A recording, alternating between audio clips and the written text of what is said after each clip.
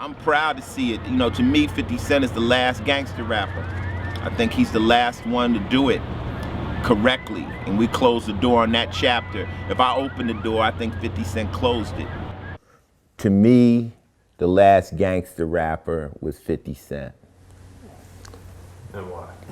Because he basically, you know, embodied that image, you know, that I don't give a fuck. 50 Cent had you really believing you didn't want to fuck with him. He, you know, I heard 50 Cent when he's beefing with Fat Joe, and he was like, Fat Joe, I'm right down the street. It's real hard to find a nigga when you know he got a gun, ain't it? You know, so I was like, okay. But I think 50 was the last one who did it that I believed.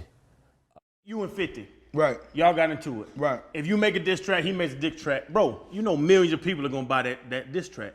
But Maybe when does not it become no more. from marketing to physically? Maybe not no more because he's no longer valuable in the music arena. Yeah. Maybe before I would wake up in the morning and shit on him and say something just to turn up the little vibe. All right, so let me ask this question. I am just asking. So we talking about beef, and you just said what you just said. Right. Can we see you and him go at it with verses? Would it be really entertaining, music-wise? You know what I'm saying?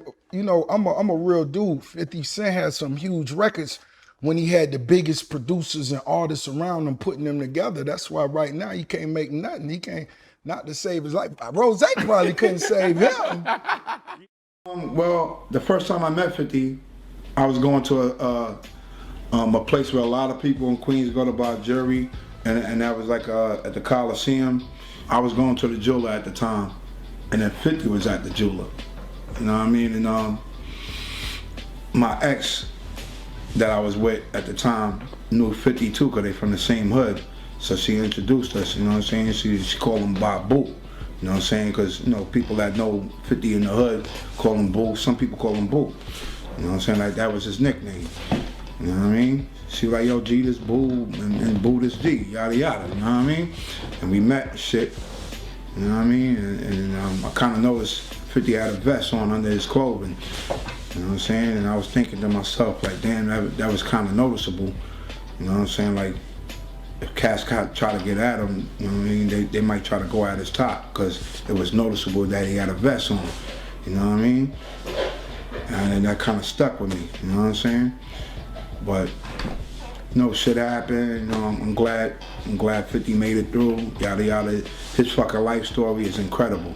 You know what I'm saying? Like, if somebody would have put his life story in a movie without it actually happening in reality, it would have been unbelievable. You know, like, that type of shit don't happen. Get the fuck out of here. I just want to say, man, I'm here today because this is not only like a business partner to me, it's one of the best friends I've ever known in the world. And I would say that it's much more fun to be his friend than it is to be his enemy. Because this guy is fucking relentless. And he won't stop. And the same way that he's relentless in his battles, he's also relentless in his business. He's an artist, an entrepreneur, an actor, a director, a producer. He can juggle. He's great at Scrabble. He pretty much does it all. And he's also helped me through a lot of hard times in my own life, and he's always been there when I need him. So 50, congrats on your star, man. Hollywood is making official what I knew from the beginning and Dre knew from the beginning. Thank you.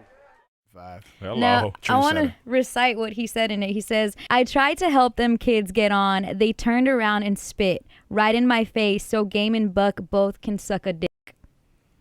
That's his verse. Can you? Maybe he got something he want to tell us, you know, about his secret life. I thought this was a ship that sailed a little bit more. You know what it is, man? Like, ain't nobody worried about 50, right? Man. Like, let's just ask the people. Does this put you back where you got it, where you feel like you got to go back in the lab, or you just kind of listen to that and say that ship has sailed? That's really the best he can do. You know what I'm saying? And so, you know, Buck is in jail, and you know his situation is, you know, is that, and he can't defend himself. You know what I'm saying, from there. But you know, I mean, if he keep it up, you know, every now and then you get these zombie movies where no matter how many times you shoot them, they just keep on. So I mean, I might have to figure out a different like scorpion gun or get a ball poison bow and arrow with peanut butter and Skippy on it or something. Like I'm gonna kill him though. Right. Yeah. Really though. So do you have something in mind? Like if there's one more thing, then. You know, like my last freestyle was probably 500 bars. It was like 26 minutes long. But and I just finished listening to it. Yeah, the freestyle that killed G Unit, the whole staff, record label, the clothes and all that is 300 bars. I might have to go on and double that up and just really say everything I want to say. And you know, there's more to say. Yeah, there's more to say. Man, there are a lot of similarities between the beginning of your career and the beginning of 50 Cent's career. Yes and no. Yes and no. And I know that's a coward's answer, but let me speak on both sides. If you compare 50 Cent to KRS-One, or compare the early parts of 50 Cent's career to the early parts of KRS-One's career, that's an accurate depiction in that sense. You know, we both came into the industry not giving a fuck. Just, this is what it's gonna be. 50 Cent also shouts me out often and says openly that he models his career after KRS-One. But there is something to be said about when you start off criminal-minded and end up spiritual-minded. I've been seeing behind the scenes on 50. I've been talking to 50 about Stop the Violence movement. He gave me drops for it, video presentations for stopping violence. You know, he got his money now. He's in a safe place now. He got his hits out now. He is hip-hop now. He just guaranteed. His page is guaranteed in our book of hip-hop, no doubt about it. He earned his stripes. But now that he's there, he's probably realizing within his own maturity, his son is bigger now, obviously. He's probably realizing to himself, as we all do, you know, you come out the hood, you didn't want to live that life to begin with. That's why it's so ridiculous when these kids try to mimic that, you know, because the guy doing it is trying to get out. You know, this is what it is. But now that you know, 50 in particular, he has his fame, he has his fortune, he even has his respect in that sense. I guess now you will see a more spiritual-minded 50, and not. Started out with Eminem giving me a call and asking me if I was interested in working with 50 and collaborating with him on putting an album together on 50. And I said, yeah, let's give it a shot, you know. So 50 came out here to LA. A couple of days after that, we sat down, talked about it, and seemed like he was cool as shit. So I was like, let's do it, man. So maybe another week after that, me and 50, we went in the studio. I think we spent about 4 or 5 days in the studio, and we got shit like 5 keepers on this album.